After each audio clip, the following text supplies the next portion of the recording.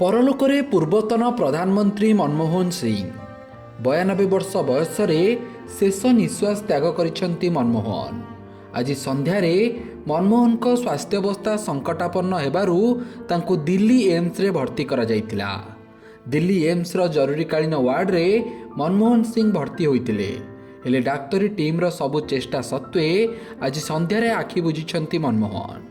2004 रु 2014 पर्यंत भारतर प्रधानमंत्री थिले मनमोहन सिंह। से देशर एकमात्र प्रधानमंत्री जे लोकसभा को निर्वाचित न होई राज्यसभा को प्रतिनिधित्व करुथिले। चलित वर्ष एप्रिल मासरे से राज्यसभा अवसर नैथिले। ब्रिटेन केम्ब्रिज विश्वविद्यालय से 1957 मसीह अर्थशास्त्र रे डिग्री हासिल करथिले।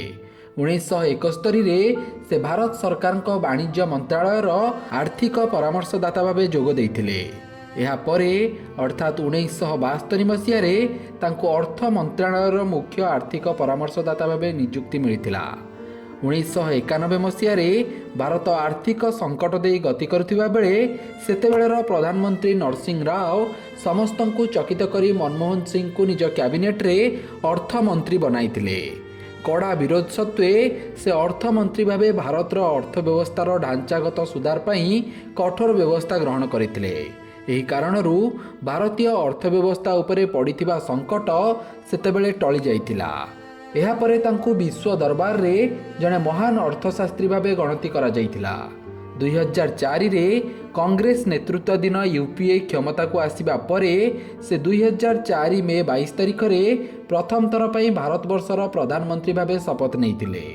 2009 रे से द्वितीय थर पई भारतर प्रधानमंत्री होइतिले। मनमोहन सिंह को वियोग रे सारा देश रे शोकर छाया खेली जाइछि। Bureau report Satyapath news.